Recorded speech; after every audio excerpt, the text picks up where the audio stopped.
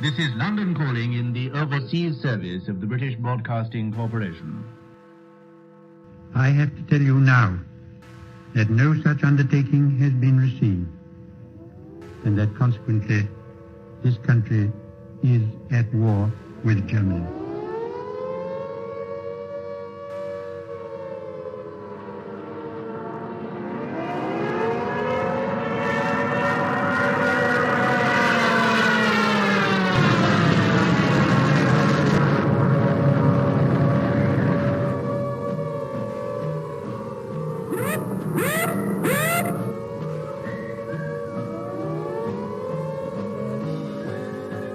The pocket battleship, Graf Spee, which has been for many weeks preying upon the trade of the South Atlantic, and met her doom.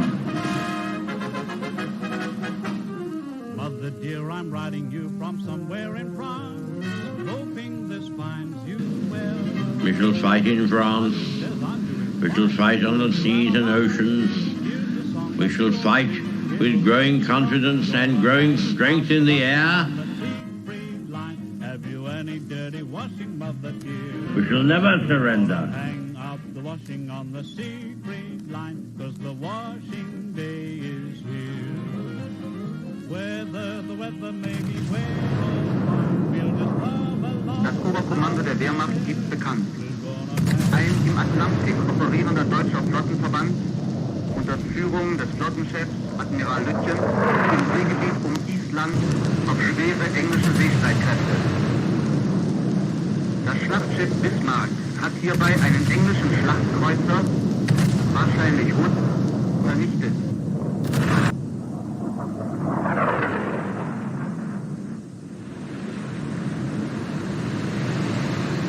The sinking of the Bismarck was due to the cooperation of the RAF with the Navy. And Rodney, which did some pretty work with her 16-inch guns. This is not the end.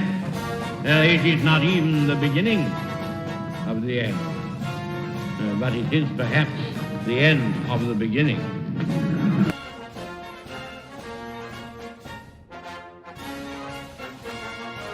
But the Japanese High Command had declared that a state of war existed with Great Britain and the United States.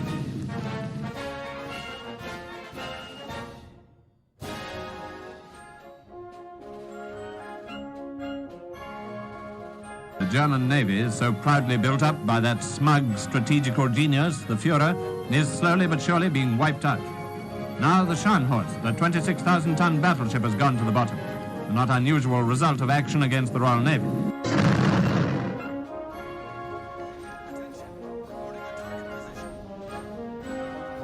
Led by a powerful British escort, the main body of the surrendered Italian fleet is transferred from Malta to Alexandria.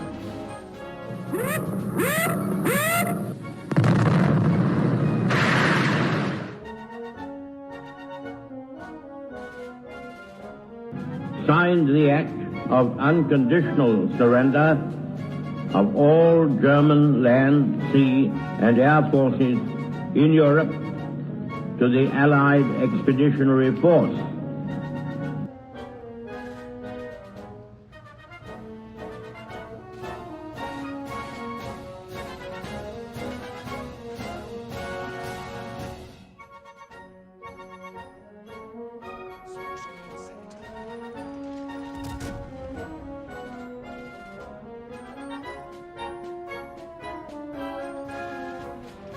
Back across the China Sea for the last large-scale surrender at Hong Kong, where today warships of the Royal Navy ride at anchor in the harbor.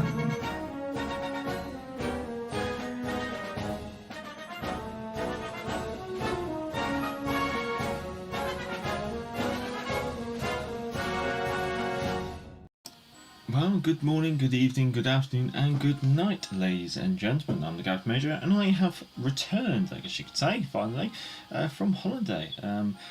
I took a 2-week holiday in Japan, honeymoon, and then that's been followed by, well, started off with probably half a week beforehand, in which I had to just sort things out before we went away, and then furthermore, to add on to that, there was then I've had like another, say, week or so in which I've had to get my life sorted when we've returned. So yes, I am back. It does mean that I haven't played the game because obviously I had other things to do. So I am a little bit in the dark. I would say that you, ladies and gents, have got about 2.5 weeks, or maybe more, say 3 weeks advance notice of what's actually going on. I've only really booted up the game once, and that was just to get the bureau ticking over. Anyway, I'd like to say hello and welcome to everyone in the chat. Let's see what we got. We got Arrow Criv, MTCD, Mecha Man, Jeff Dave, Super Slime, and Randy Chang. Good to see you all, ladies and gents. So this live stream is a bit of a fireside chat. The reason being is obviously I didn't want to jump straight back into the game because I feel like being away for so long, I'm going to be absolutely useless at it. So I thought the best maybe to do, like, we'll look at the patch notes, we'll look at some of the news that has also come out while I've been away in regards to World Warships, because obviously there's been some things which we can obviously then look at and I can give my opinion on. Furthermore, I guess we can share some holiday snaps, and you're probably already seeing some things in the background. Yes, my office has changed a bit. I've had to expand the shelving, so that's been another thing that's been kind of keeping me busy this week. Furthermore, we're on the new desk here. You won't see it obviously, but yeah, I've had to reorganise my office entirely, so that's another thing that's been keeping me busy this week.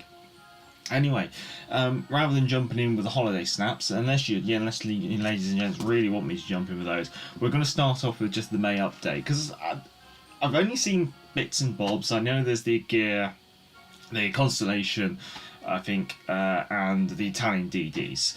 Apart from that, I haven't really looked into it. I've simply just done a little bit of a skim of it, I think, on the Thursday before we flew out. That's literally the last time I saw this.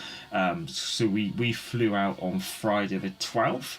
So I think on Thursday the 11th, these patch notes actually came out. So I had a quick look at them then. Everything went to heck as usual. It's wargaming. Honestly, from what I've seen from the Discord at the moment and the announcements, I'm like, yeah, I'm not. It seems like a mess. Lepanto Scrounge, Seal's feet pics. Oh god. Right, so I'm going to skip a lot of this. The reason being is it's all past tense stuff, like with the update. But one thing that kind of struck me when I first looked at this is how empty this picture is. Normally this picture, they fill it with loads of photos to really show off what they bring in this patch, and this time there's barely anything. And I don't know whether that's a change in art style maybe, or is it really a sign of a lack of content? But yeah, there's a redeem code. I'm sure most of you ladies and gents have already sorted that out. I mean, they do have a very quick commentary here. Basically, we've got the gear, the Italian destroyers in early access, 3 seasons of Brawl, whoopity-doo. I don't really care for Brawl, but it's standard 5 calendar week patch. We've got some new tier 8 ships. Okay, fair enough, that might be some interesting. Also various balancing and plus more. So plus more, let's see what that actually entails. Just jumping in, Mecha Man, Constellation hits hard. I should have known as being you should know as you've been on the receiving end of it. Yeah, I'm not too surprised. I think we'll see. I can't remember how much she is actually. Animal Crib says the useless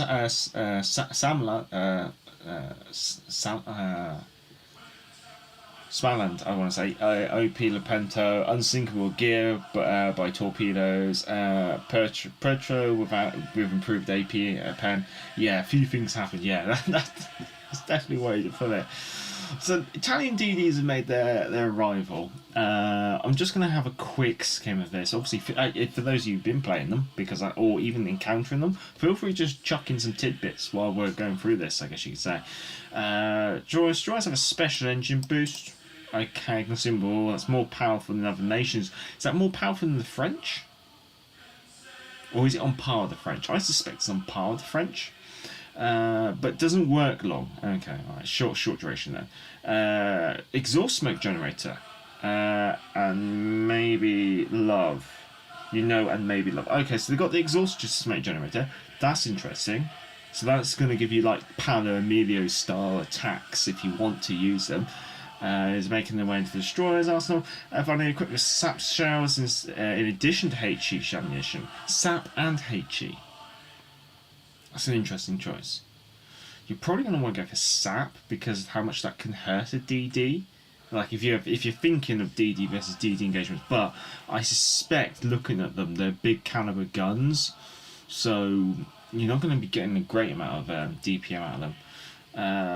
And we expect these new ships to be very competitive 1v1 destroying situations. Yeah, that's what I was thinking, where the SAP might be quite useful. But their visibility will hinder their performance. Oh, so they're going to be big detectability then.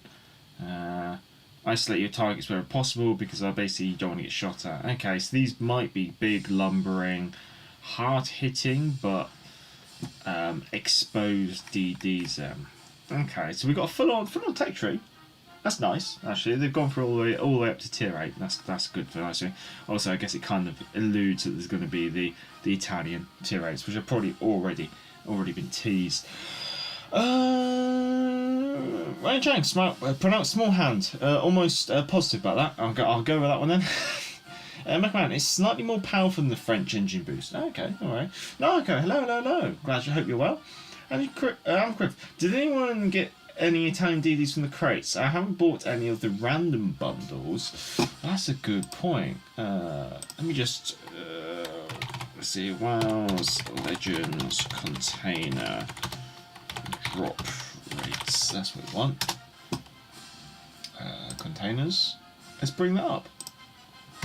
What are we actually looking at? Should be able to do this.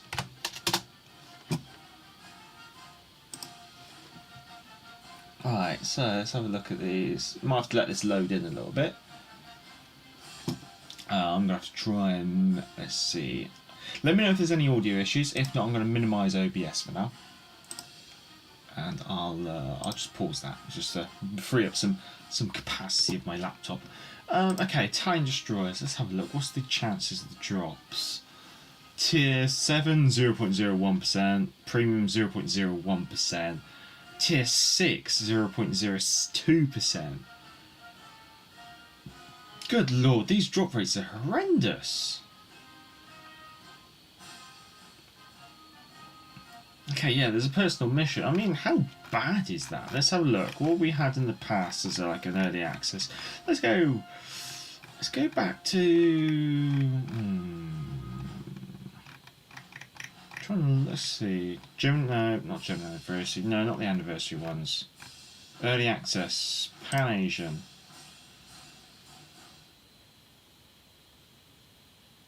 Yeah, they've really cut these drop rates, haven't they? I mean, it was 10% for a tier 4 back then, and now you're looking at 5%. Wow, they've really, just doing a bit of side-by-side comparison, they've really cut those rates. I mean, you've got 1, 2, 5, and 10, and that's going up against 0.01, 0.02, 2.5, and 5. They've cut those rates massively, which seems a little bit on the excessive side. So yeah, the chances of people actually having these DDs early is very, very low. Could this be because they want to reduce how many people get early access ships, or is it because they want you to spend more money on the containers? That is the big question. Good lord. Sorry, Sax, hello. Narco, I got the tier 4, 5, and 7 Town DDs, and you love them. Ah, good to hear, good to hear. Jeff Dave, I have all the Town DDs, but none came with from any crates. Oh, okay. Ryan Chan got nothing. Meanwhile, the sap shells and the Italian DDs are disgusting. The high explosive is only good for starting fires. The lackluster concealment really hinders their performance. Yeah, that's going to be the thing. I suspect the torpedoes hit hard though. Okay, so that's why I didn't get any. The random bundle is not random. 29 sets is the average you need to buy to get all DDs from the 40 set. They are pushing for random bundles. Ugh.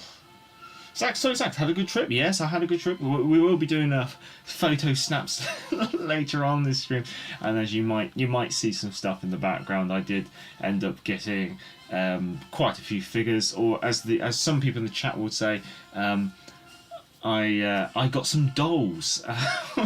But yeah, we'll look at the patch. There's the Catch World Warships, and then we can play Let's Embarrass the Major later on. Anyway, new ships are available for craze. Let's bring for yeah, okay. Then we got the Agur, which just from the looks like a big Grav Spey. That's what it looks like to me. 12-inch guns. There we go.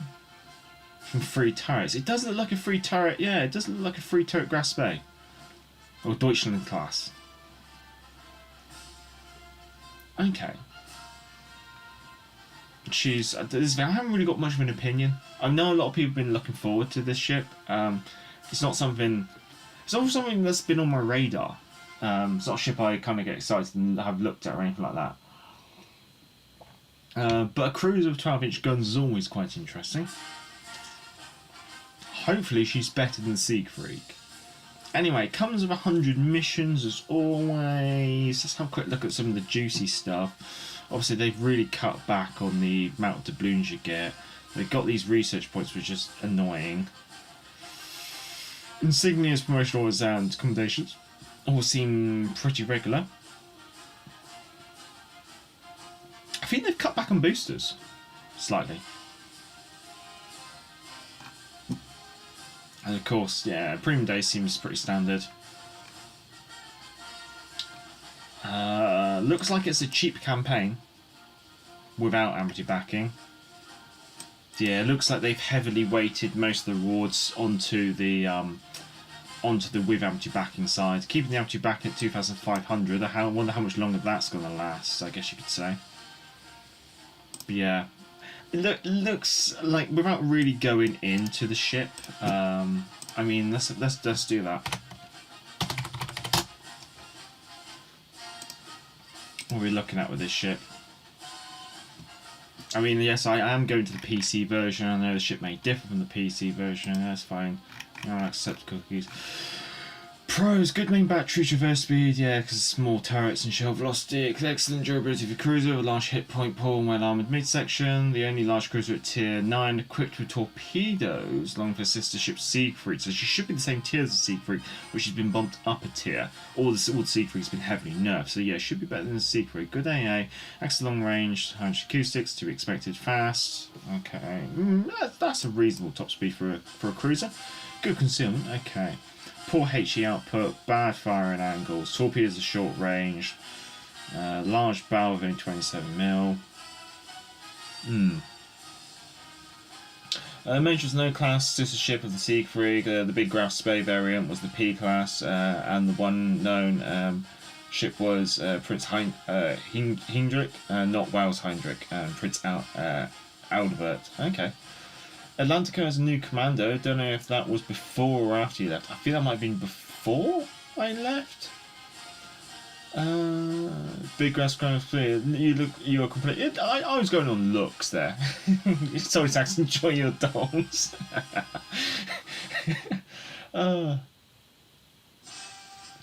Evening, Vaz. Evening. Yeah. We'll cover the holiday shortly. You cannot buy containers, to my knowledge, at least on their own. Oh, okay. God, 750 dubs each for a bundle. Good lord. Okay, yeah, Agura doesn't look too bad. Looks like she's got a good mix of pros and cons. So she might be an interesting one, but I know I'm not going to finish the campaign, so I'm not going to get too excited about that. Okay, what's this? We present a new calendar that works the same as the Hunt for the Agincourt for the holiday calendar, this time for around 5 weeks with daily rewards. Vulnerable's Italian Destroyer Commander, Carlo Bringri, available during this update only. The calendar and arrived in your roster already promoted to rank 7. We'll cover... Please note, this feature isn't available on mobile, as always. Okay, so, yeah, alright. To get a commander that you're going to get... Okay, it's not really you're getting the commander, because I think he's going to be available Anyway, the final reward is new Italian commander available during this update available during this update through. So I can only assume that he'll basically be basically a standard commander at the end of the patch. This is basically just an early access thing to grind, and the benefit of doing it is he comes at level 7, which will save you some promotion orders, not a lot though, and promotion orders are almost getting quite expendable for a lot of players, especially those who've been playing for a long while. So yeah, this just doesn't seem that exciting. It depends how bad. Basically, it's their way of avoiding having to actually release a destroyer commander at the start of the patch. New tier 8 ships. Let's see. Soviet destroyer Petro. We're just Soviet destroyer, Soviet cruiser, Soviet destroyer, Italian, small land. Okay. As you can see, one more battleship still slipped through our nets. Whoops.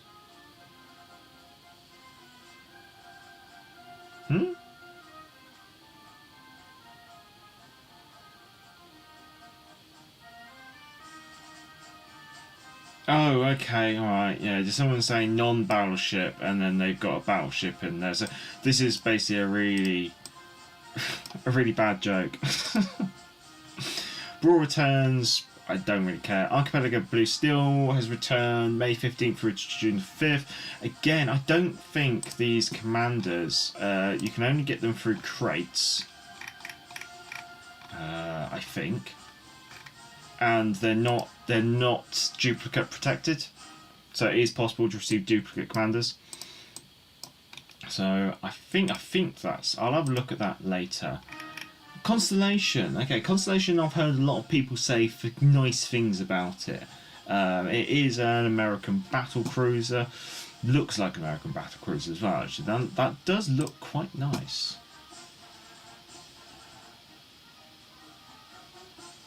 It does look nice.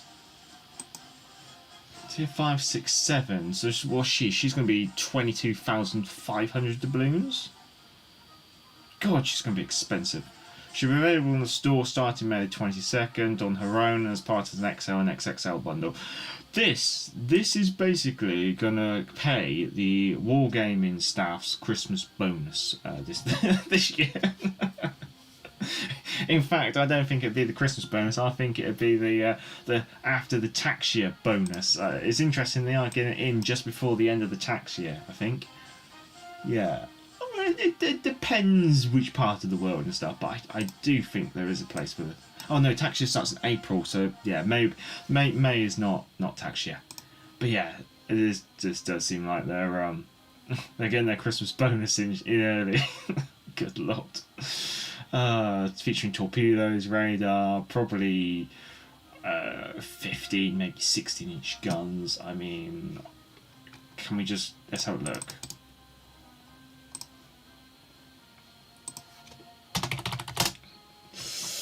You buy them in store, 5k dubs each commander. Ugh.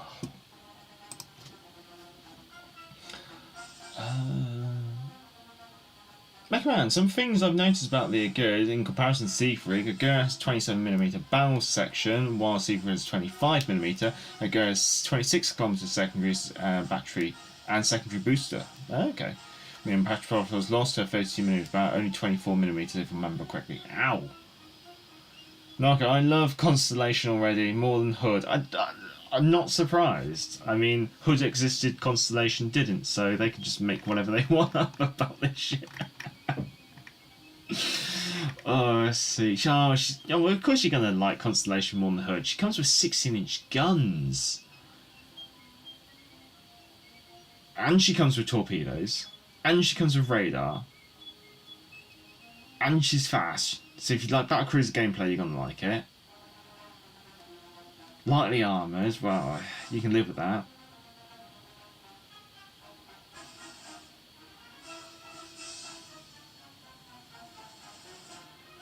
"10km torpedoes." 10km radar. Good lord.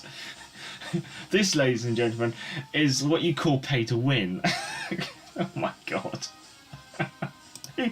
Oh god, yeah, that's their Christmas bonus sorted. Hood refit soon? I don't know. I'd like to see them do a hood refit, but they haven't even announced anything along those lines on the World of Warships PC blog. That's because I really wanted to play more today, but there's just nothing to do in the game once you've done your dailies. 2 matches done, Brawl mode, no thanks. This is joke mode for kids. Yeah, Brawl is, yeah. This is the thing, this is why sometimes I find I just don't have the motivation to actually boot up the console in the evening to play World of Warships Legends, because I kind of feel like once I've done 2 games, unless I'm going to be playing socially and chatting with someone or streaming, I kind of put it down. I just go, oh, there's my 2 games, and nothing's changed sometimes.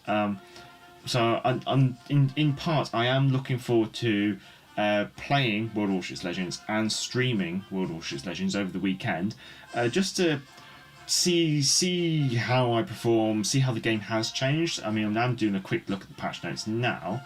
Italian Premium Destroyer FR25, exhaust smoke, sap, engine boost. Sounds very similar. Coming June the 5th, so she's going to be arriving Monday. Pan American Battleship Commander. Oh, okay, what's this patch? He will be available for a special mission while purchasing Atlantica in stores. Captains who already have Atlantica will receive the assignment automatically in the first days of the update. Keep an eye on the blog for details. Okay. Ministry of Balance. I'm just going to quickly open up the balance. I'm just going to give it a quick skim. 9.9 kilometers, Major, for the torpedoes and the Constellation in Legends. Wow! they had to reduce it by 0.1. Constellation did exist in the name of Lexington or Saratoga. Choose which ship she was. Yeah, I guess you can say that, but she didn't exist in that form. So I think that's where the war game's been able to make it up, because I think it's been a while since I've checked in with any of Alex Clark's videos, but his opinion on the Constellation class, or the American battlecruisers, they were terrible. If America ever built them, it would have been the biggest mistake they ever did. Now, however, so these ships, which would have been the biggest mistake the Americans would have ever made if they built them, are somehow absolutely super amazing and mega in World of Warships Legends, and it's kind of like, I feel like someone's bending history here. Okay, if on paper it's Colorado guns and turrets, but battlecruiser dispersion. Yeah, you will get that for improved dispersion. HMS Admiral as a refit HUD version would be really nice. Oh well, you could just do HUD 43, or HUD 44. That's what I'd like to see. HUD refit version, yeah, I think I've read. Iron Caesarean, hello. I think, apologies if I have pronounced that incorrectly. Correct me if I have got that wrong.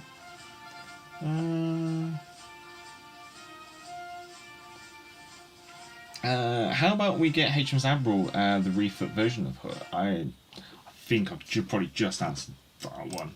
Right, so I'm just going to jump into Ministry of Balance, just gonna have a quick look.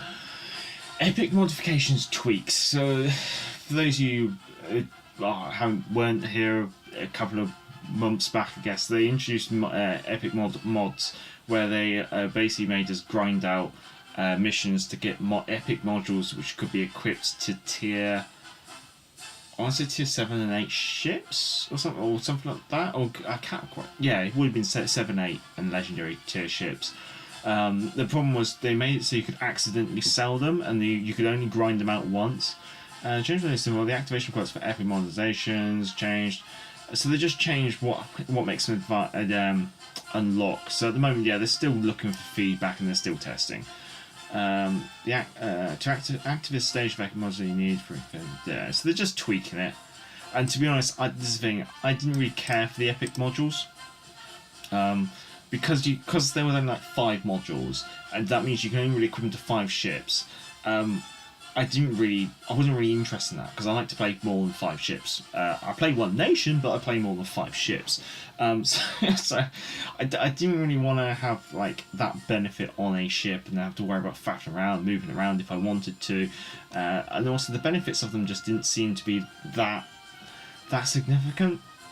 Maybe they make it more of a future thing and more of a fixed thing could be interesting, but they should hopefully, I can't remember if they have, but they should remove the ability to accidentally sell them.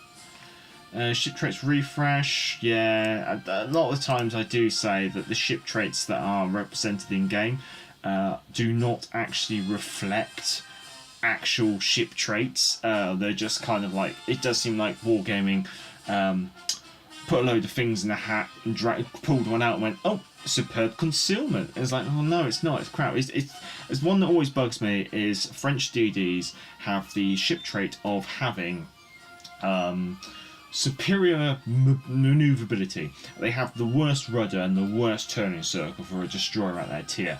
And maneuverability for me is not going in a straight line, it's being able to turn very quickly and make sharp turns, and the French destroyer just cannot do that. So all the French destroyers have this trait saying improved maneuverability or superior maneuverability, and they're all rubbish. So the traits in game, I'd always take them with a massive pinch of salt. You're always just better off just looking into the actual stats and then doing like your own mental comparison, I guess you could say. Ship balance, does someone say Charles Hughes buff? No, not really, but okay. We're doing a pass on some of the less popular ships in the game that are also underperforming. We're doing a pass on some of the less popular ships in the game that are also underperforming compared to their peers. The reason why Charles Hughes is underperforming is because it's basically just a premium Benson. There's nothing really to make you want to play it. Sometimes you're just better off playing Benson. Flander. It's still fairly unpopular. Let's see what they've done. Main battery, secondary battery, rudder shift, concealment. It's all tiny little tweaks. The chances of flooding have been increased. Okay. Champagan, again, it's a very forgettable campaign ship. What they've done, increased the range. She was always supposed to be that kind of like back of the map sniper. Rudder shift, added main battery reload booster.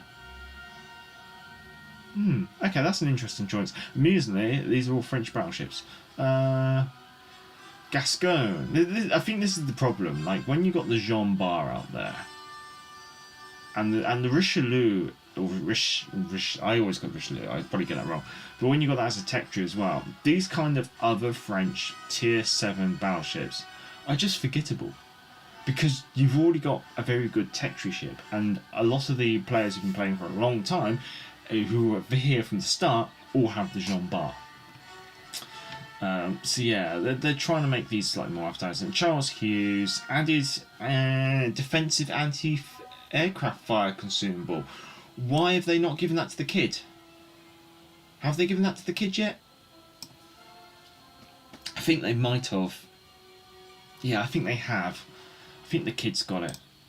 So they're giving it to the Charles Hughes. The Charles F. Hughes is a Benson class destroyer, which is, I believe has had one of the torpedo launchers removed to improve the anti-aircraft armament. Admittedly, on a destroyer with that small amount of anti-aircraft capability, it's kind of like a drop in the ocean. So it's not really too bad. There is 400%. Also improved the main battery reload, so she does have better. So she is going to have higher DPM. Was it one of the torpedoes or was it one of the turrets? Can't remember. I think it might be. Was it one? It might be one of the turrets. Kid has it. Thanks MTCD. Thanks Samuel Quiv.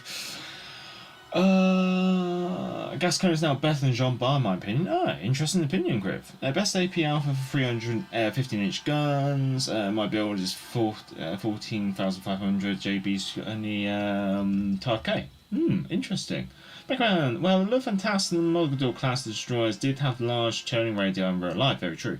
With Mogador having a larger turning radius than the Dunkirk. Oh, that's brilliant, that's brilliant.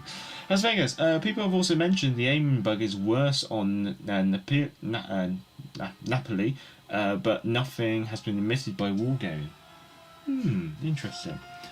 Zeta 6 was generally a bit, They've increased on the HP, so they increased their HP by 1,000 and it's all just a smattering all over the place. Generally, yeah. If a Z6 just tries to attack you, just go bow in, because generally they use AP and the main battery reload booster. Once they've done that, then you can kind of just have your way with them, I find. Toronto, interesting. After the release of SAP, we saw her HE shells were lagging behind, so they increased the HE shells, try and make it more competitive. They've also done the same with the Montecuccoli. The Trento, the opposite was true. Her SAP cells are lagging behind the HE ones, so they've increased the SAP. Okay. I'm just going to jump to that. While that's loading in, I'm going to have a... So that's the balance changes. Bug fixes. Is there anything... instances incorrect ship parts becoming damage saturated. Okay, some is the zoom detectability after firing. Fixed weird turret behavior on the Benson. Just seems like a load. Just little fixes. Other... race tokens covered. Frag counter for the Conqueror, Napoli and the Kleber added to the Forge. I still don't really... I'm still not a fan of the... okay, these frag counter camos can be kind of cool, yes. At the same time, I think they are far too expensive for what they are. Especially because it's steel. But talking of steel, we'll jump into that, I guess. I'll have a quick look. So this is that squadron thing. I'm not too interested in breaking it down. This is the campaign breakdown. I'm not really too interested in that. I'm just basically having a quick look through the blog, see what's through the spy ghost, the gear. Okay, let's have a quick look. Just see if they've got anything. Okay, there's not really much of an article, really, is it?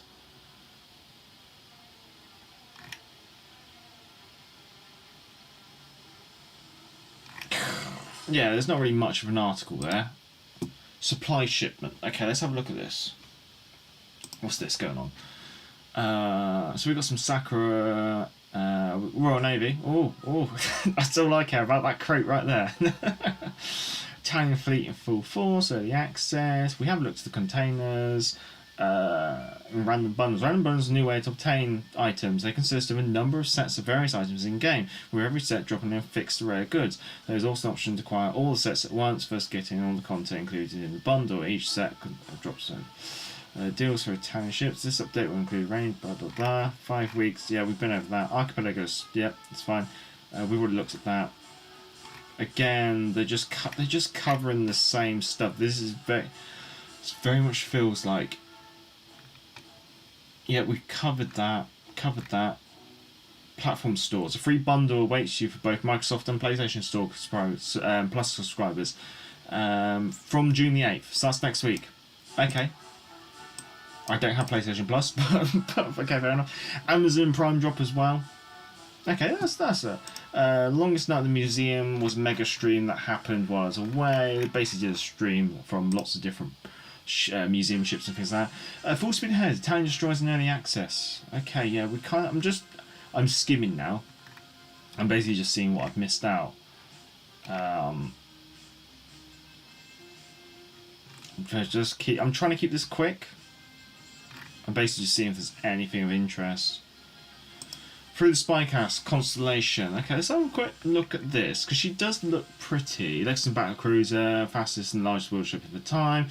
While she was never actually complete, two of us were converted in aircraft carriers. Let's take a look at it again. Constellation, mid to late game strategy, especially when pushing 16-inch guns hard. I suspect she have a very similar play style to Hood. You know, you want to pick your engagements, use the speed, radar, repair party, catapult fighter, spotter, enhanced secondary. Okay, she's got a nice, interesting choice of consumables.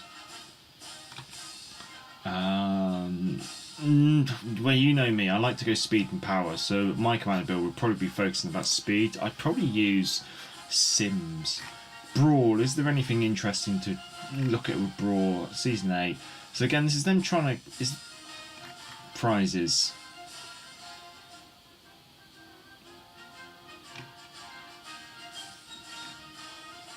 Interesting, there's no steel. Am I right there? There's no steel. They've actually... there's no steel. That's interesting. No steel. I just want the news. So they've actually removed steel from Brawl. I can't remember if there was steel in Brawl, but generally that they usually do steel as part of the rewards for a for like an alternative game mode, like with ranks and stuff. So that's why I'm a little surprised that there's no steel. I'm just going to have a quick look at this, just to have a look at Endless Trials. Yeah, it's still pretty rubbish. Yeah, it's still only 25 for an hour for 5 steel, so it's rubbish as always. But there is some more stuff coming out about steel, so we'll have a look at that in a second actually. But what I'll do, I'll just close that and then I'll jump over here and just have a quick look. Hughes is originally a Gleaves class, so 4 5-inch 38th caliber.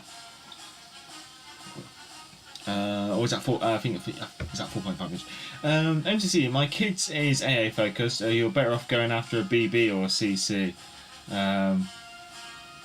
Yeah.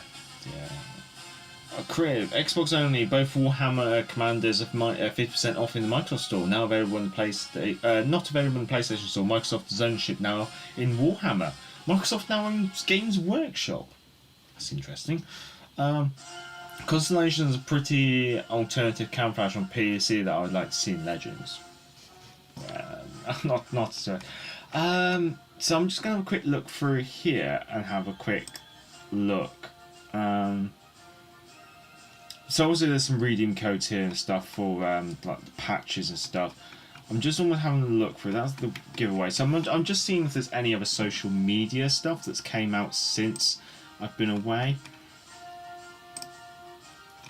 After that, then we'll. That's the maintenance. That's when the patch dropped.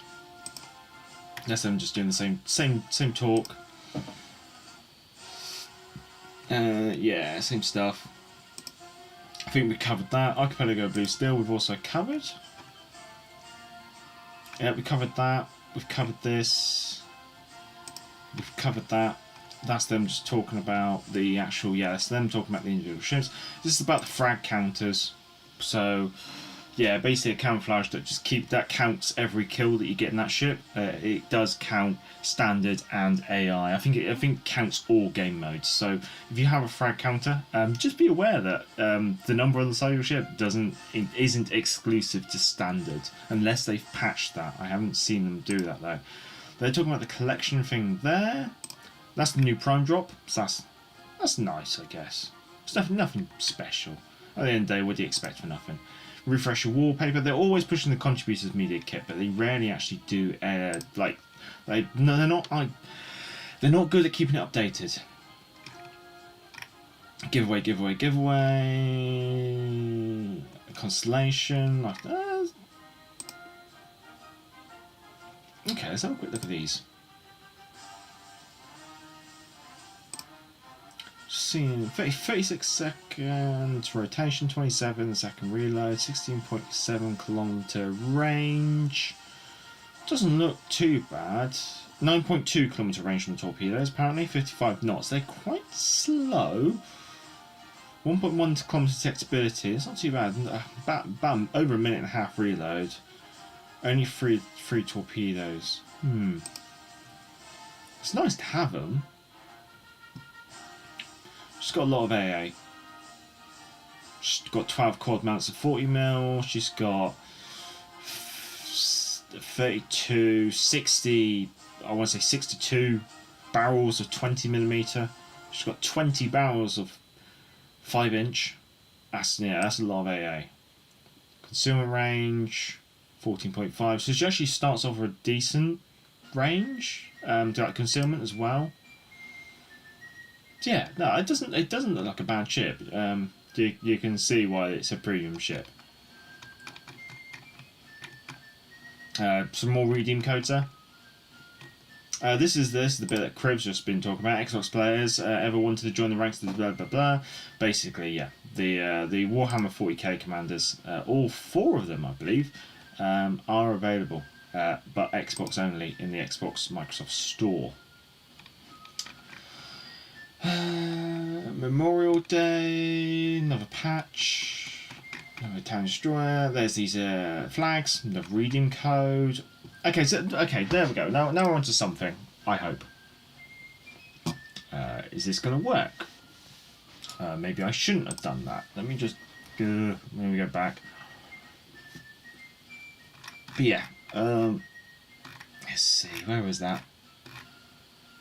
Yeah, here we go. So basically, it's been teased that clans are coming. So finally, they've teased this option of being able to create a fleet, which is basically creating clans. And they've also teased on Discord the added the naming of your clan. Let me see if I can just grab that.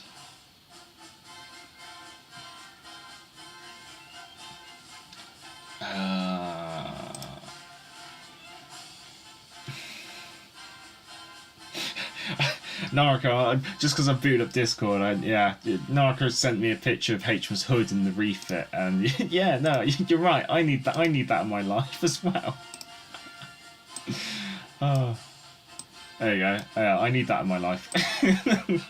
H's hood refit. Yeah. No, I'd like that. All right, I'm supposed to be not being distracted here. Let's see. Yeah, there was another community post today. I don't know if it's on YouTube. But yeah, they've done this one. So now they're teasing a bit more of what you can do with clans. So they've got the entering your fleet name, and you can call sign and all this other stuff. So a work in progress.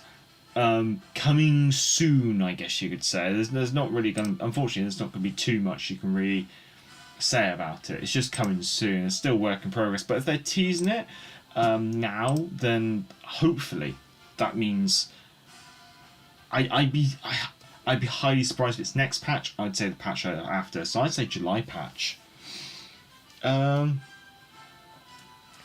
Let's have a quick look. Gamma Crew, plenty of potatoes out there with a nice 300 paint on their bow, the Shimakaze, which Vaz says 298 of them were in AI. Seems like I initially would act cautiously around people with high kill counts, but I realised they still suck. The camo doesn't add any credibility or that's exactly right. Like that, even though I didn't have it, my Kleber camo would read 219. All of those would have been standard. Ah, nice. Are you making the clan major? I don't really have time to manage a clan. For those of you interested, I'm having Clan of Sapporo. I'm probably going to create a clan, but more just so I can have a pretty clan tag in front of my name, and then I might think about life and things like that. We'll come on to life and all that after we got through World Warships Legends. Ah, that's nice. Right, let's move the water. Let's have the beer. Right, okay, so this is some kind of like big news. This is all about the steel. So steel has been out for 3 years, I want to say, and in that entire time, the only thing they've added to the store for steel, I should say, apart from the stuff that was initially released, which includes the Missouri and Commander crates and stuff, is they added 3 camos, the Murmansk, 3 more camos, and another 3 more camos after the as of this patch, I believe. So obviously there was the Kleber project that they added on, but that's been taken away, so I'm not going to count that because it's not permanently there. So because of that, steel has been massively neglected. It's been a big shame, I think. And steel was when it was introduced, it was kind of like, oh, this could be interesting. They could have done stuff with it, but they've just not done anything. So apparently they're going to finally, even they admit they're going to put the lights back on in the forge, which almost sounds like they kind of admit that the the forge has been out of action. Now, first order of business is in a long time we decided to reduce the price of the Missouri. Okay, right, so they finally gone, maybe we did make the Missouri too expensive, and honestly I personally feel the Missouri is just way overpriced for what is just a premium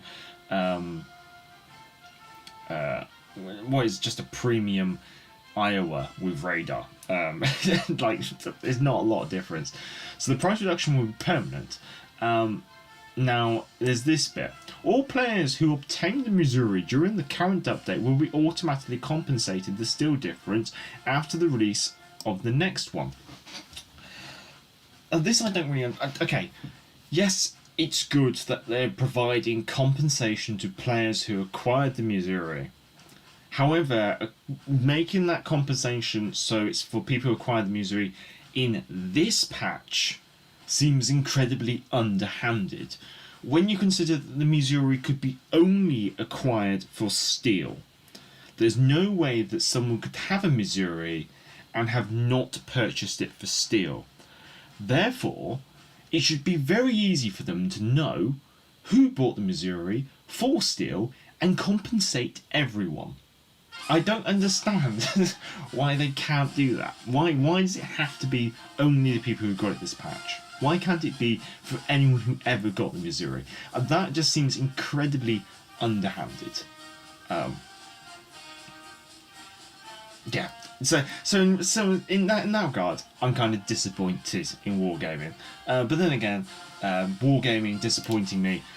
What a shocker! What a surprise! I guess you could say. Anyway, besides the next update will bring a mysterious addition to the Forge. Have you talked to user?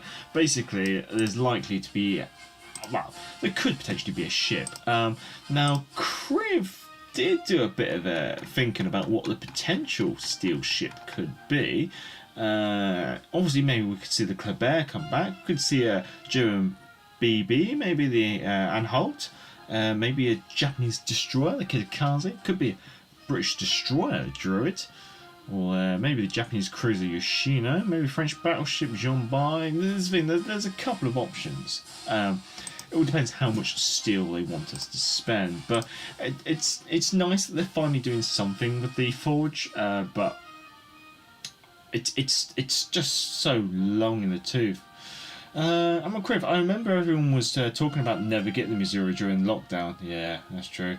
Baz, have to run to work now. Oh, cheerio, Baz. All the best. Randy Jank, in retrospect, the video game explosion during lockdown might have ruined developer expectations. Yes. That is probably very true.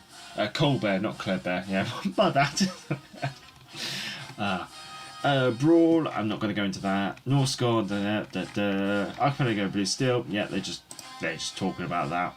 They're in the store till June the 5th. And that's it. So there's not really too much to chat about there. And that is just the... yeah, that's right. So what I do is... See, I just want a bit of a background picture to put up. Let's see, let's go back 6.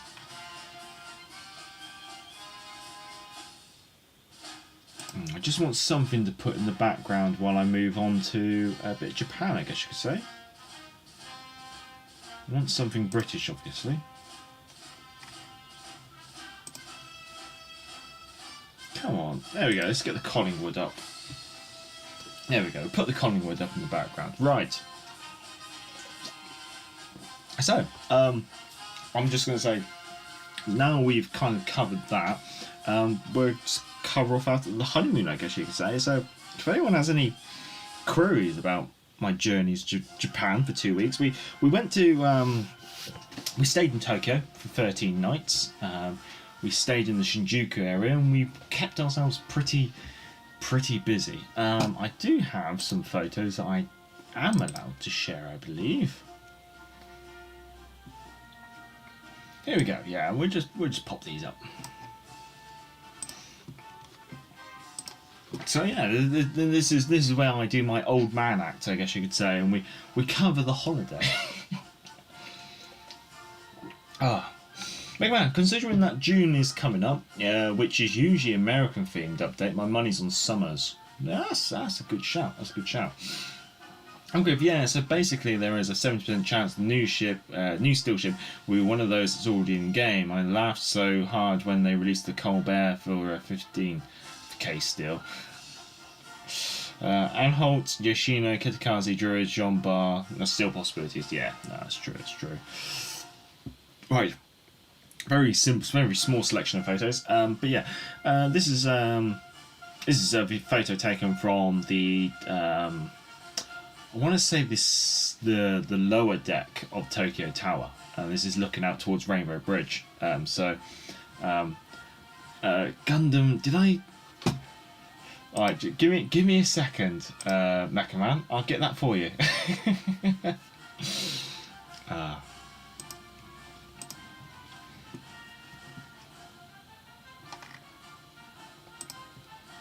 I did. Let's see. Let me just save it in.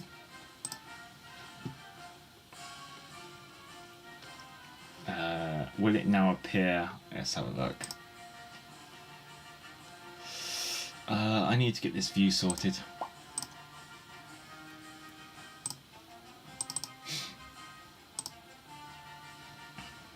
There you go. That's what Mecha Man wants.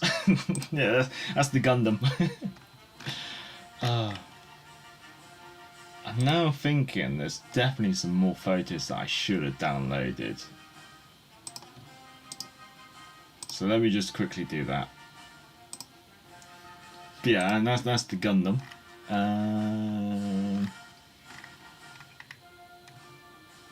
That's quite cute. Sorry, I didn't have long to prepare, so I'm having to just rip these off the wife's Facebook.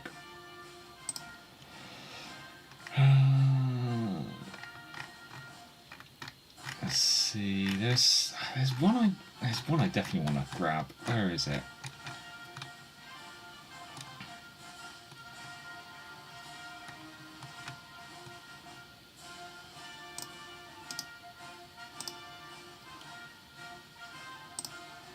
There we go. I've grabbed a few. Right. Mecha Man has his priorities straight. Yeah, get to the Gundam, Major. Get to the Gundam. There's your Gundam.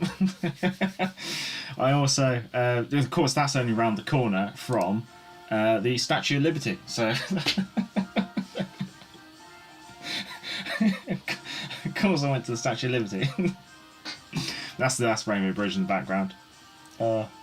Despite being as tall as the modern fighter jet is long, it's amazing how big mobile suits are. Yeah, it's about 4 stories tall. It's actually quite cool. I'm gonna be honest. That building behind it's just a massive shopping mall. And I think that entrance. There's an entrance you can see just here. That entrance goes into the shopping mall on like the 2nd floor. And that's like the food court area.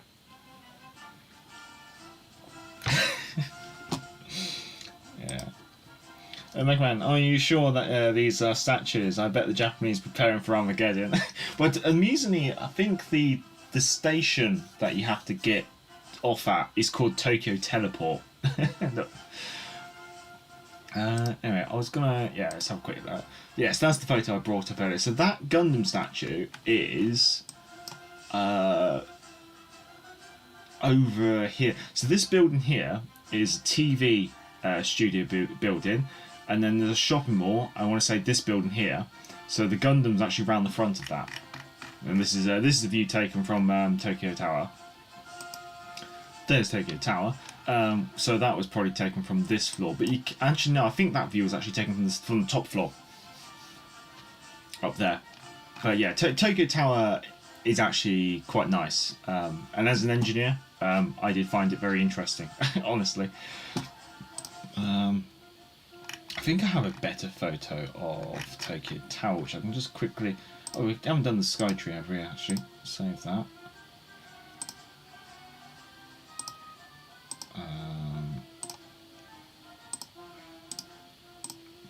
Just quickly, just downloading a couple of extras.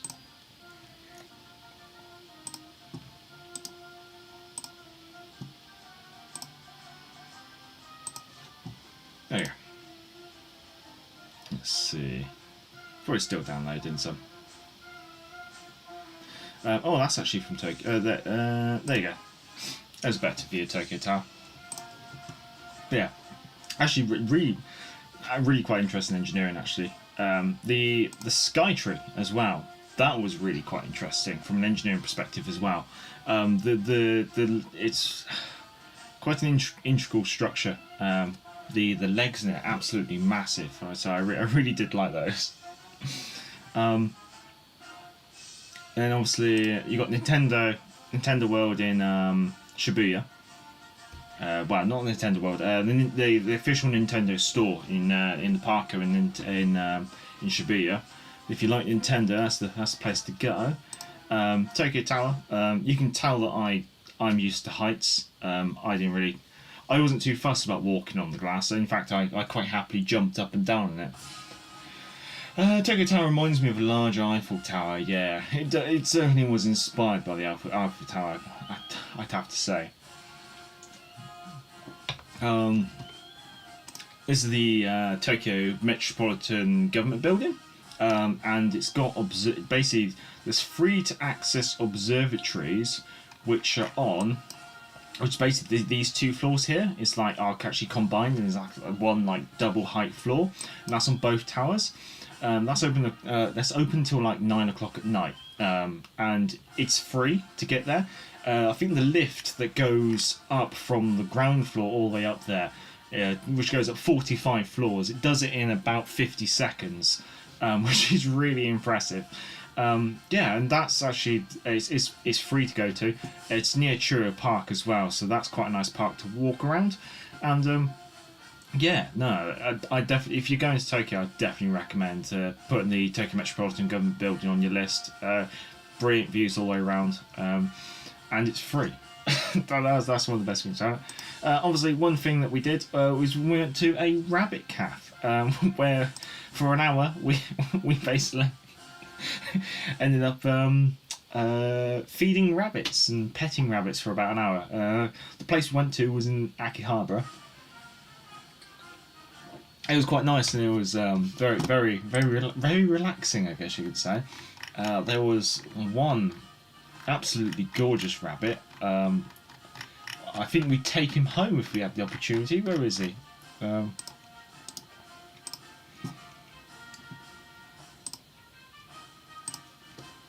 I've got to find. Oh yes, they do make you wear aprons. Very, very ladylike aprons, I guess you could say. Here he is. He was absolutely gorgeous.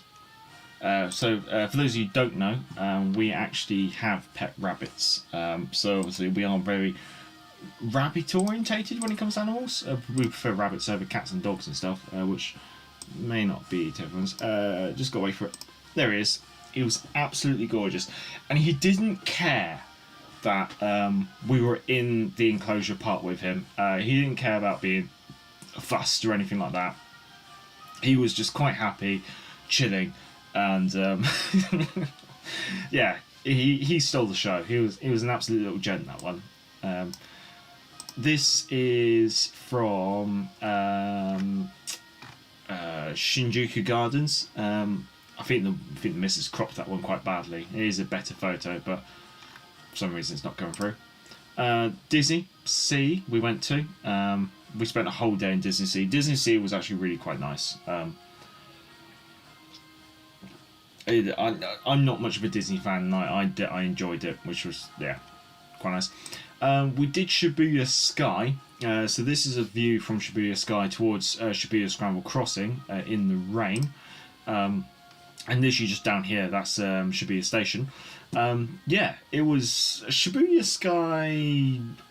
The roof wasn't open because it was raining, and because of that, it wasn't really that impressive. Yes, you got to see Shibuya Scramble Square, which is, I guess, you get to see it from a very unique angle. But at the same time, if the roof's closed, I'd say it's not exactly worth it, I guess you could say. We did get Starbucks in the Starbucks, which is on Shibuya Scramble Square. That was quite nice, actually, to sit there and watch. One thing about Japan, especially in Tokyo, is they have one hell of an umbrella culture. It was something that I was kind of I was kind of expecting it, the wife wasn't. But as you can see, pretty much everyone has an umbrella. The reason being is it's hot and it's raining at the same time, so you can't really wear a coat, so you have to wear an umbrella.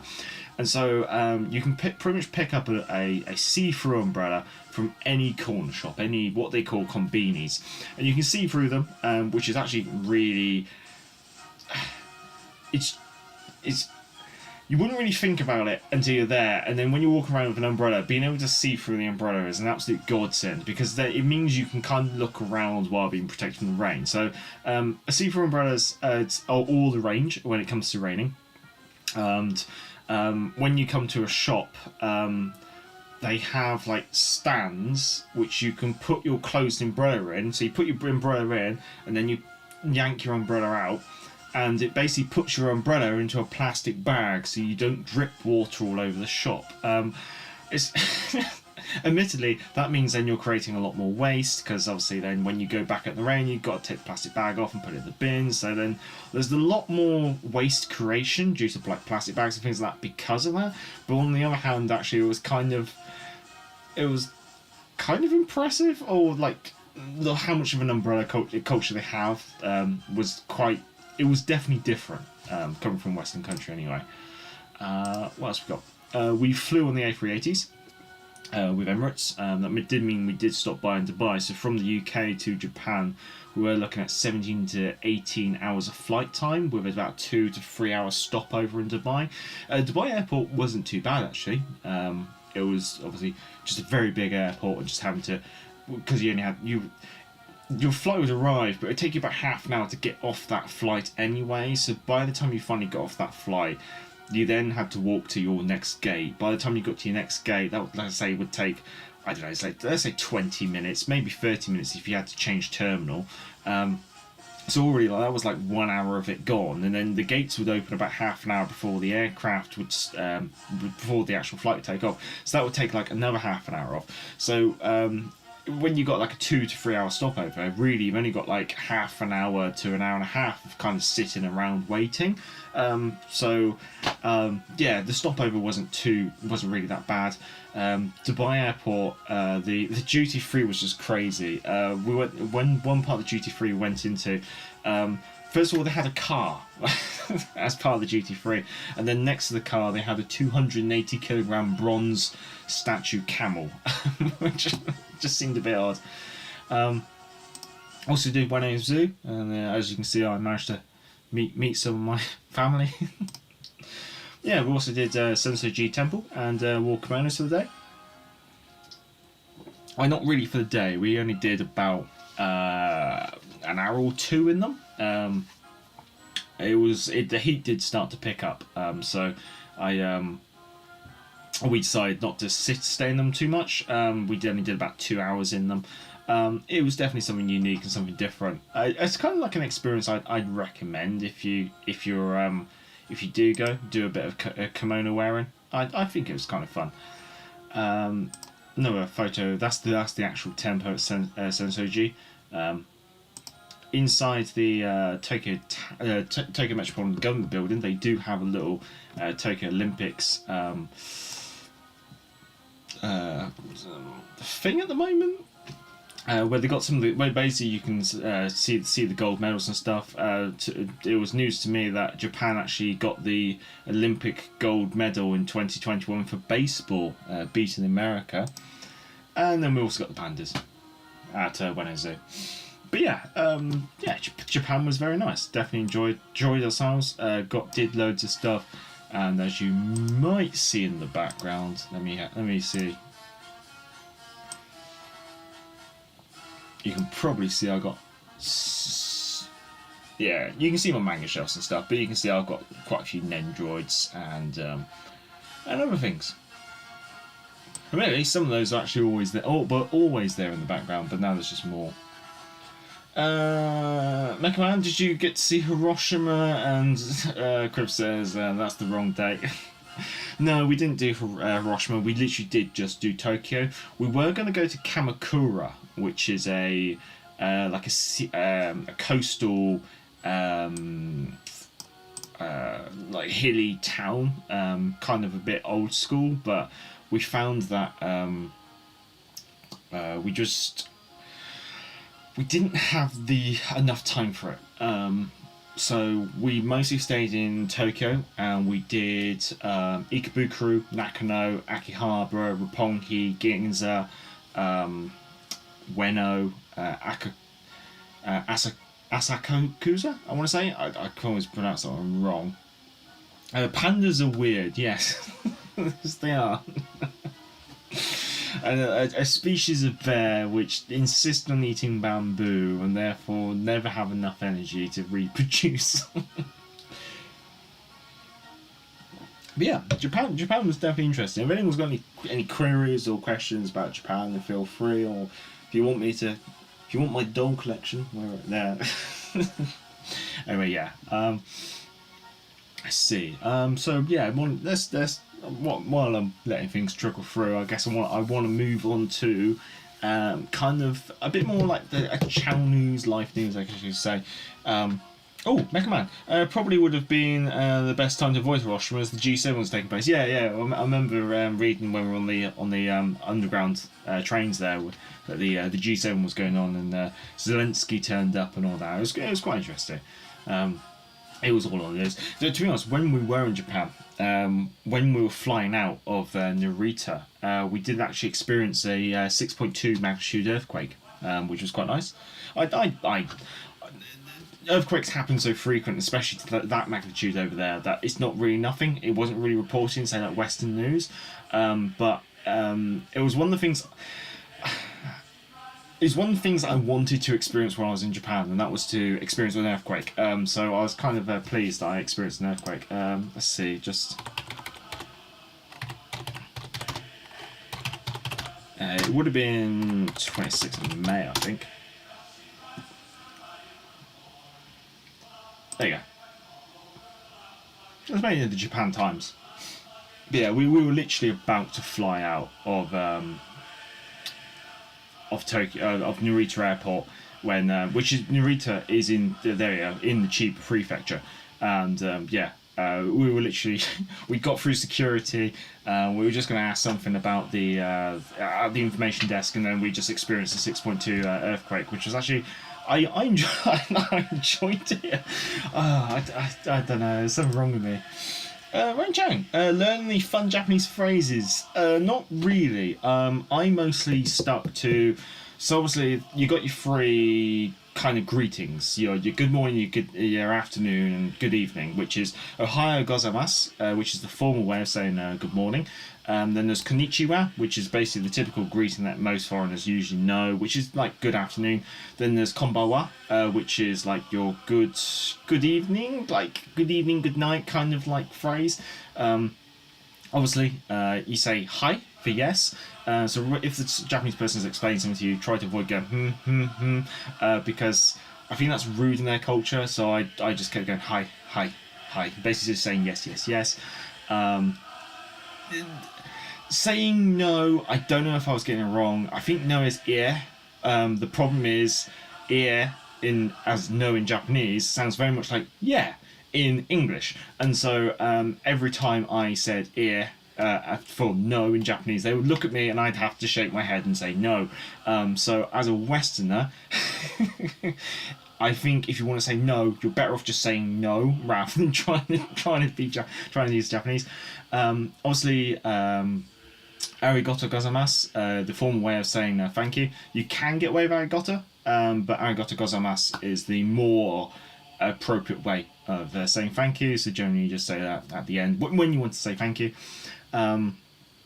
Sumimasen, excuse me.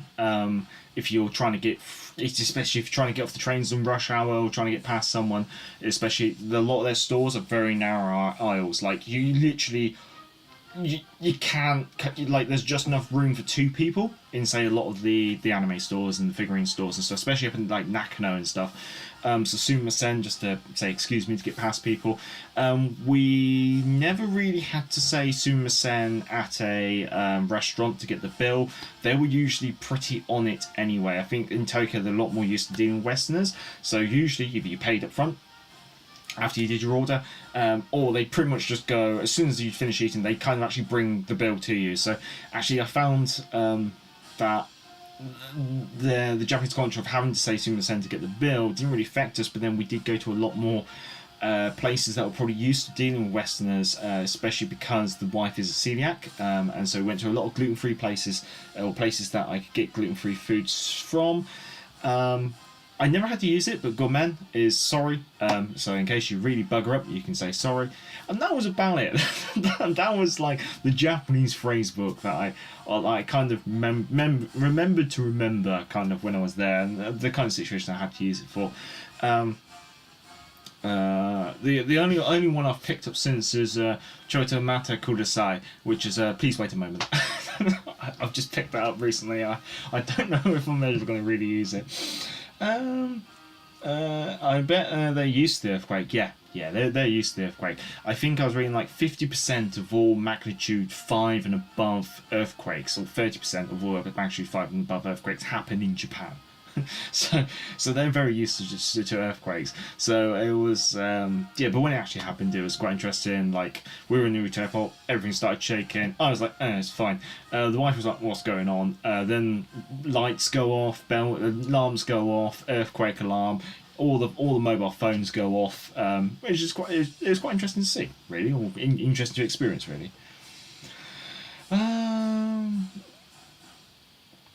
Meckerman, I know I am Aaron Criff. Yeah, that's a little bit of a summary of it being in Japan. Yeah, so sorry, I was supposed to be talking about the channel. So I guess first item of news is I have pre-ordered Aliens Dark Descent, which is coming out on June the 20th. I think I'm going to get my copy on June the 21st. So that is a game that I probably will be playing and will be streaming in the future. It's another RTS, similar to XCOM. I'm probably going to try and make a bit more of an effort to actually stream this one purely, and I'm going to try and sort out. Some of the things that have enabled me to probably do that now is I have got a more permanent office setup, which means I also now have a more permanent streaming setup downstairs.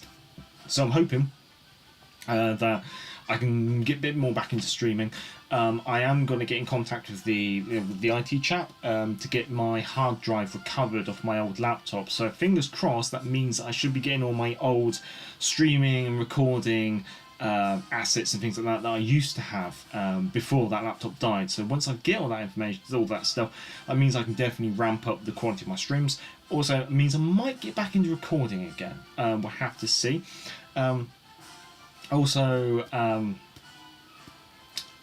There's a couple. I'd like to do more with the channel. It's about just finding the time and fitting it in. There's a lot of silly videos I'd love to create and stuff like that. So it's all just a matter of time. I'd like to pick up the ball again and get more active with doing stuff. It may not be more World of Warships Legends stuff. It may be I just start expanding the channel and start doing other stuff. So as you've seen probably previously on the channel, I have done plastic kit modelling, painting, things like that. I might expand that side a bit more because obviously that is something that I always do. But yeah, so I think I'm going to probably diversify the channel a little bit. I'm going to probably keep doing World of Warships Legends because I do still like the game, but I'm probably going to broaden the channel a bit more and probably pick up a few more other games and stream other things more regularly as well. It's all just about keep fitting it all in. Hello Snapbatch, hello. Oh, Griff, if someone doesn't know, XCOM 3 is cancelled, so Alien Dark Descent is the closest game to it at the moment. Yes, yeah. Which I think is another reason why Aliens Dark Descent did tickle my fancy. So this has turned very much into a completely off the cuff. Then now we're in the Fireside chat, so we've already covered the World of Warships Legends. Bunny racing.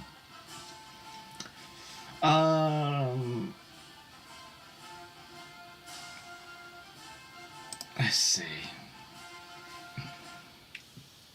I might just mute this and just let this play in the background.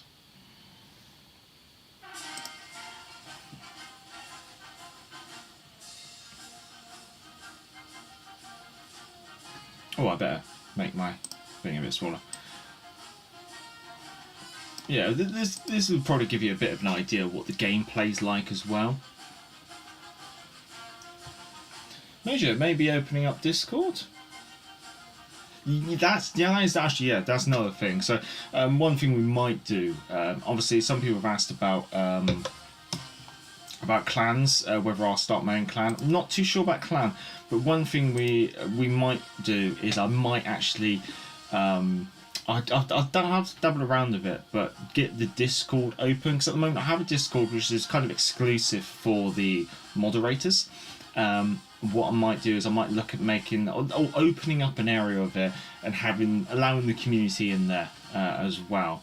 That's on the cards. I think also on the cards is I really need to sort out Patreon. I need to crack on and do stuff there really. So it's possible that I might just start putting like really odd content onto Patreon, I guess you could say. Try and make more of a commitment to doing stuff there. But yeah, Aliens Dark Descent, I am a fan of the XCOM series, and it's developed by the same game studio who does XCOM, and you can see it's got a lot of similar mechanics. The only thing that's interesting is it's not turn-based, it's kind of live gameplay.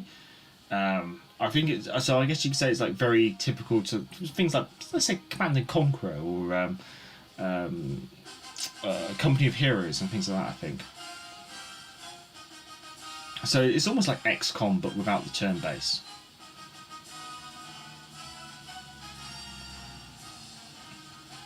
So yeah, and you can again. You got that kind of like XCOM customization. You got character customization, skill trees, what class your troops are and stuff like that, and obviously then their progression. Very much like XCOM as well. You lose them in combat, they're dead. That's it. You lose that person. So again, it could be quite an interesting one on hard mode. But yeah, it's like a squad tactical level game.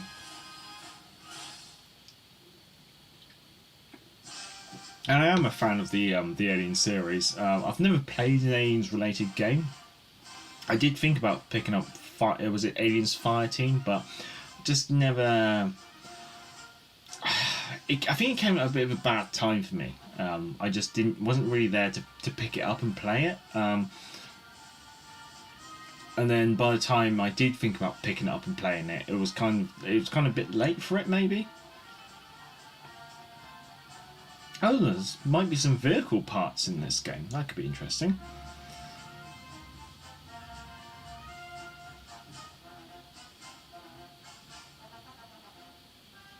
Yeah, it's just interesting to see all the different mechanics being kind of teased here. Yeah, so Aliens Dark Descent is definitely one that's been picked up on my radar as a game that I'm kind of interested in picking up. So I've got it pre-ordered, likely going to be streaming it. Which also then means that obviously more of a... When chatting Fireteam wasn't great. Yeah, I think that's one of the things that kind of put me off getting it, was because it had a lot of mixed reviews. And so it was always one of those where I was like, I didn't really want to, because the reviews were mixed, I didn't really want to pick it up. Especially with a first-person shooter. But with an RTS, I'm a lot more tempted to pick it up. Just because I do like RTS games.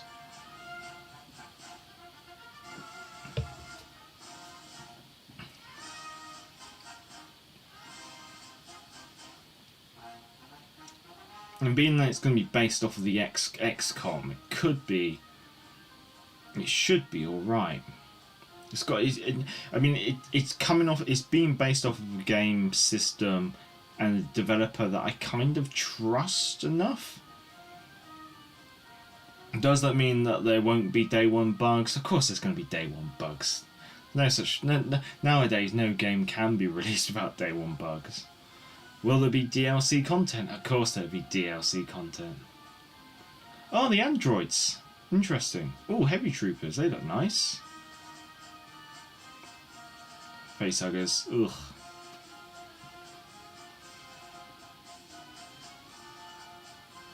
But yeah. There you go. There's Aliens Dark Descent for you to have a little bit of a look at. And Criff, I liked Fireteam. Ah, fair enough. New DLC just arrived for Aliens Fireteam Elite called... Pathogen extends the story multiplayer so you're not late, Major. Okay. That could be interesting then. Maybe I might. Maybe I'll see what I'll do. Maybe I'll see how I get on with Dark Descent, and then if Dark Descent goes, is good. Maybe I might pick up Fireteam as well.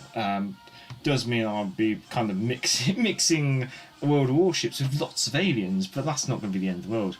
If someone doesn't like the Alien franchise, Company of Heroes free console edition is just released as well. Is it just released? I was thinking, I have seen your message on Discord, and I am yet to actually investigate that further. But if their Company of Heroes is only just released, that could be interesting.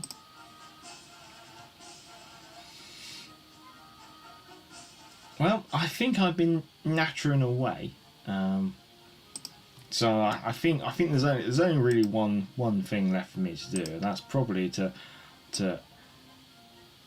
let's get the big shame over, shall we?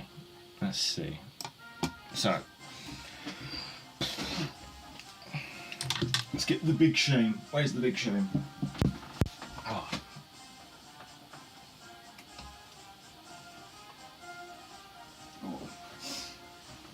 Right. I guess you've already probably seen it actually, but there you go, there's my big shame. It's going to be the only one I ever have. But yeah, the only very large bunny girl.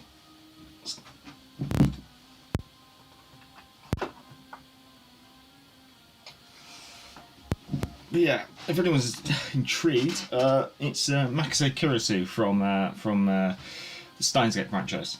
I do like Steins Gate, and so yeah, Kurisu features a lot. Yeah, I've got a lot of Kurisus. We've got anything from the really big Kurisu to the dinky little Kurisu. We've got everything in between, I think. Also, you got Rika from Love Chinubia and Other Delusions. Nendroid for Tsukasa Yuzuki from Flying to the Moon. I'm sure people have probably spotted the Spikes family Nendroids. That's Steins Gate. That's Love is War. That's Shuvi from No Game No Life Zero. Thankfully, you can't see the top shelf of my wall of shame. Let's have a look. There you go. More shame there. So you got some of the Steins Gate Nendroids. Got some figures from Spike's family. The wife really likes Anya from Spike's family, so pretty much whenever we saw a Spike's family figure in the Crane games, she made me play it. To the point where we have a big plushie of Anya. So yeah. That, I think, only took me about 3 or 4 goes. I think it's probably obligatory as well to have a Hatsune Miku figure, so I've gone for the Pop-Up Parade vampire. But yeah, and you can kind of see quite a lot of my manga collection as well there. Also, the next shelf over is entirely empty. The reason being is obviously I've got a lot more to collect. Running Chang Doll Time, yeah. Let's see. A bunny girl, yeah. The wife allowed it, surprisingly. But the reason being is because to order her over here in the UK, she's £311 plus postage. To pick her up in Japan, she was only 25,000 yen, which works out about £125. And all I have to do is try and fit it in my suitcase because it comes in one hell of a box. And so yeah, it just made sense just to pick it up over there. There you go, you can see my empty bookcases there. Yeah, so it made sense to pick it up over there. Although the wife said no to it originally, when we saw how the price difference, we kind of went, yeah, okay. She approved of it, so yeah, I've got my one and only bunny girl figurine, I guess you could say. No shame there, Major. Like, man, big Steins Gate fan. Yeah, big Steins Gate fan. Yeah, so as you probably see, obviously I've got the Nendroids, but I've got all the I've got Steins Gate 0 and Steins Gate mangas, games, and DVDs.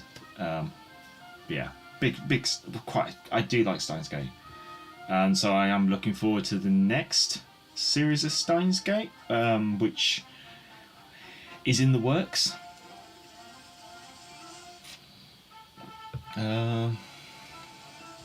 Was it Agade?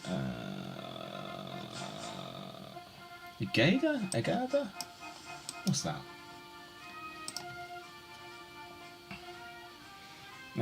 Expressing surprise, anger, or affirmation. Right. Well, we've gone through the patch notes, gone through a bit of channel admin, gone through a bit of life, I guess you could say, and we've gone through the major shame. So I think we're all up to date. That's the Fireside chat all over. Unless there's any last queries, questions, or anything else, or if you want to see anything up closer. I mean, this thing I found in a pet shop. And if you're a Starship Troopers fan, you'll probably recognise it. And it's a fish tank ornament, but it's one of the Starship Troopers spaceships. So I thought I picked that up ages ago. It was quite cheap, and I was just like, well, I kind of do like the Starship Troopers series, so I thought I'd grab that.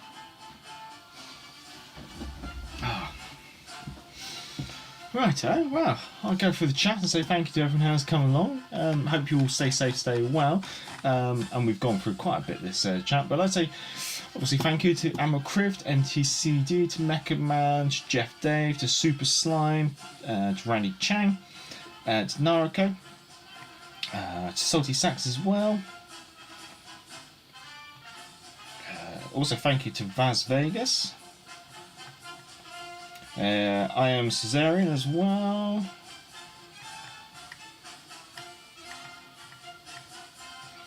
I think that's everyone. Oh, Side Patch as well, much obliged. Is that the majority of the anime you're into?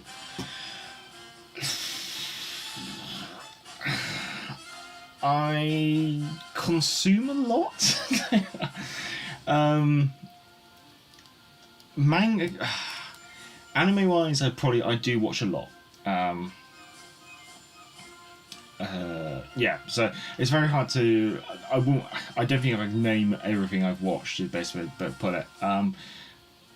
Manga collection wise, I have a very odd taste, I guess you could say. I probably follow some of the mainstream stuff.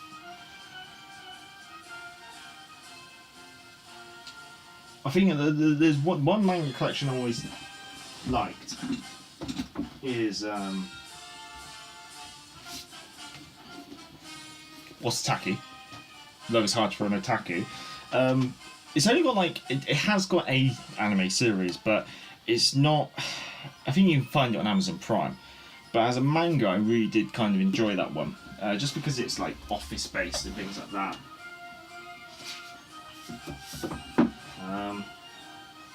One that I've been enjoying recently is the Ancient Mage's Bride.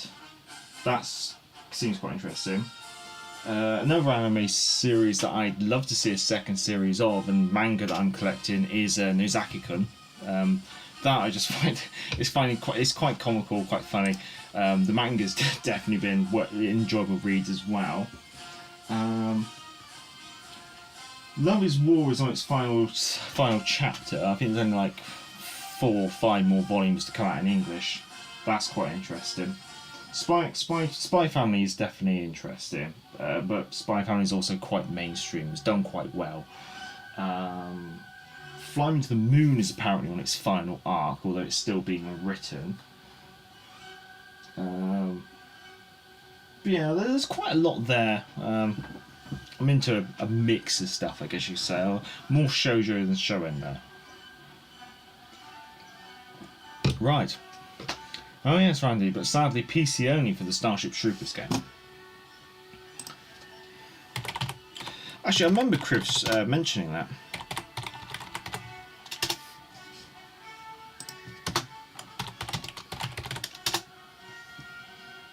Let's see. We've got a 50-second video. Let's have a quick look at that.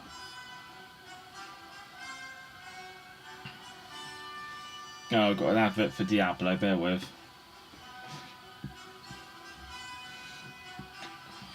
Funny, in order to watch an advert about a game, we have to watch an advert about a game. MTC, thanks for sharing. No worries, no worries. I try to keep the weeb stuff to myself. But yeah. That does look kind of interesting, actually.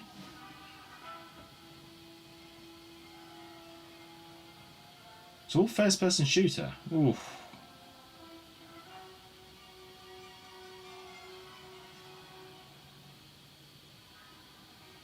You never know.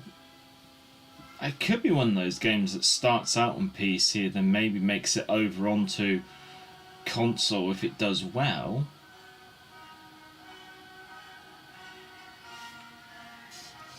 I like that. Would you like to know more? That's quite good. That's interesting.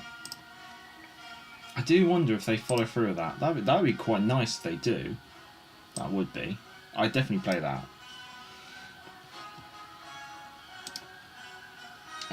Cribs sent me a link. Hopefully this is a trailer and not some random video. No, it's just... copy link address. Early access review. Oh, Iceland. You can tell I'm in the UK, can't you? Because it's coming up with Iceland and stuff like that. Oh well. Let's have a quick look at this. Oh no, now we got holiday. Crib. It feels like sci-fi enlisted. Let's have a look.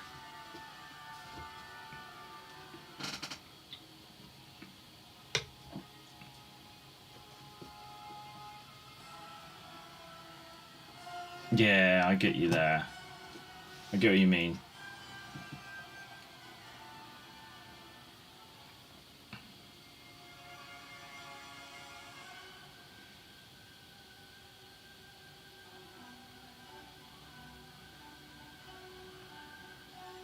Yeah, being able to build things as well.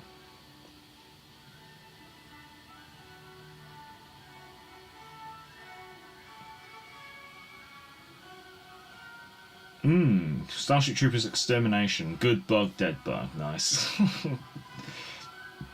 That's from the films, isn't it? Yeah.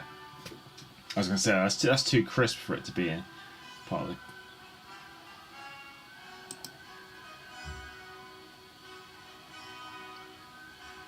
I do kind of feel like I'm looking at... This is what we could have had.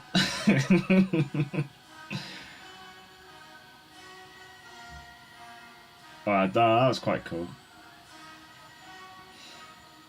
There's a lot more where that came from. Yeah. Okay. Well, we'll stop there. But yeah, that does look interesting, actually. It does look like it needs a lot more polish, though. Honestly. But yeah. Anyway, I'm going to wrap it up there, chaps. Many thanks for all coming along. Stay safe, stay well. Good morning, good evening, good afternoon, and good night, wherever you are in the world. And I'll catch you over the weekend with World of Warships Legends livestream. Until then, I'm the Galloping Major, and back to the port.